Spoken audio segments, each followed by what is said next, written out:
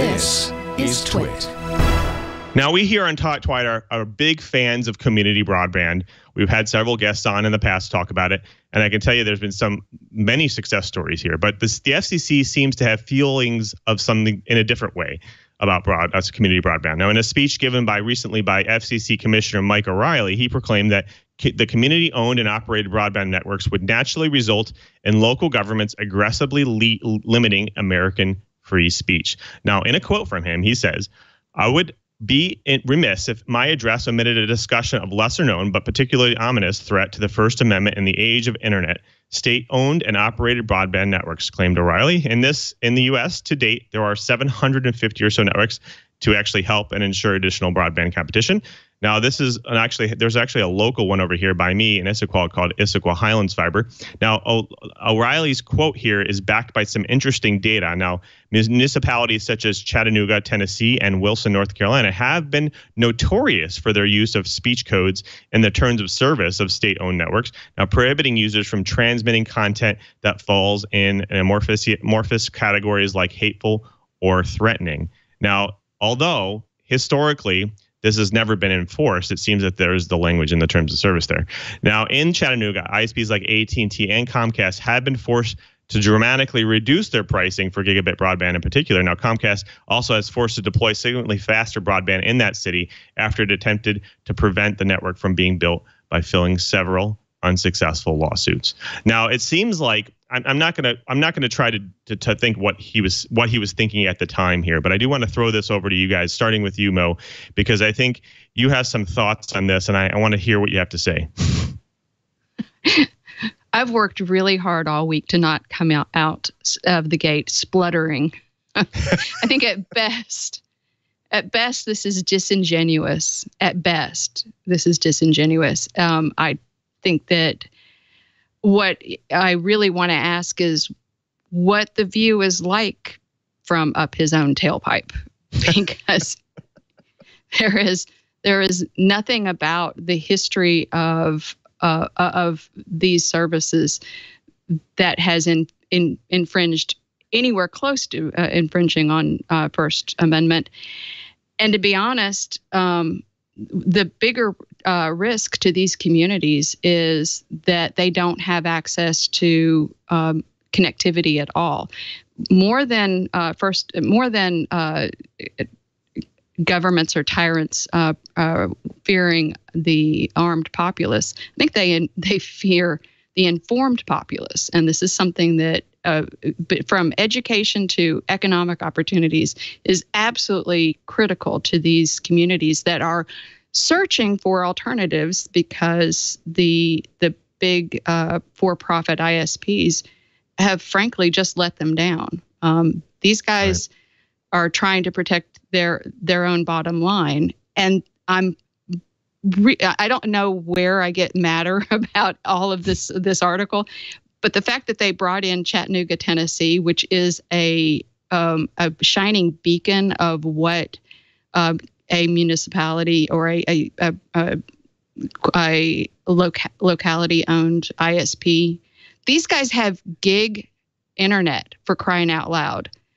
Come over here and infringe on my First Amendment. Bring me the gig internet, and I'll figure out a way around whatever you're trying to do, which, by the way, none of them have ever done. Nobody has ever tried to infringe on First Amendment. So this, I have to say, this is something that was brought to us by the brain trust that said that net neutrality was just a really bad idea. And we're used to Comcast being the bad guy in that story, because if it weren't for them and their bad actions, I mean, Comcast is the reason why we can't have nice things, right? So the FCC of that era said, look, you can't do what you're doing. Yes, we didn't have a law that said you can't do it, but the internet has always been open and free. That was sort of understood.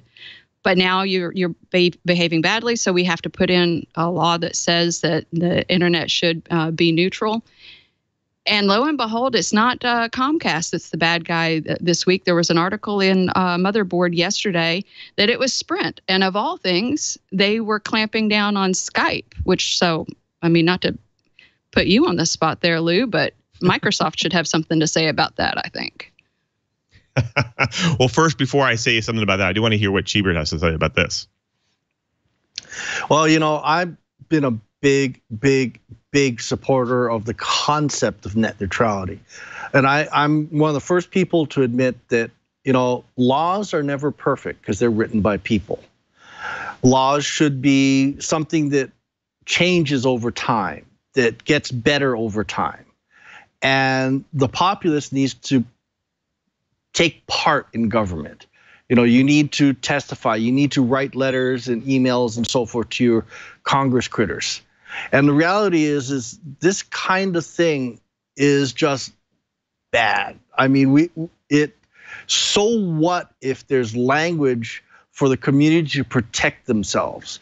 If you go through that ginormous document that is an end user agreement from any carrier on earth, there is all kinds of text in there to protect them because you want to cover your behind. So what if the communities are doing the same? Chattanooga, we're talking about places like the Bible Belt where they want to protect themselves, but yet even though they're in places where the Bible thumpers are, rule the government, they are still not exercising those clauses. They're using it just to protect themselves in extreme cases. So our friends in the FCC, hey guys, come on. This is, your head is very far up your tailpipe, and I totally and completely agree with Mo. And I just did a rant just like Mo did. No, I'm I contagious. actually want to throw it back. I want to throw it back to Mo too, because I think there's several angles we want to cover here. I just wanted to point out that the Center for Independent Living Resource, I've just mangled their name, but they have a map of the U.S.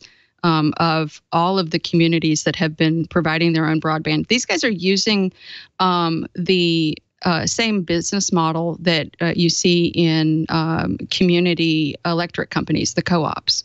Every man, woman, and child in my county can have electricity to their house because of a co-op. These same kinds of, and in some cases, it is the electric co-ops that are providing, that are becoming broadband providers. But if you've got 750 communities across the United States that are providing, and at last count, I think a third of them are providing gig internet service. I think that's a case of, good old American roll your sleeves up and get things done sort of thing. I think it's the exact opposite of being a threat to any kind of, motherhood apple pie in the American way. So right. I say open up the pipes and let the spice must flow. I gotta agree. There's a lot of things that can be done, and personally, I wish we'd see more co-ops doing internet, because there's a cute trick. You can bond fiber optics onto power cables and provide connectivity. It's just that a lot of public utilities commissions don't allow that. In fact, Hawaiian Electric here in Honolulu has been doing that for decades, and the Public Utility Commission wouldn't allow them to lease dark fiber to different people. So there's a lot of things to be done. I think we could go on and on and on, but the reality is call your Congress critters. Tell them you are displeased with this. Rant in their direction, because your voice needs to be heard.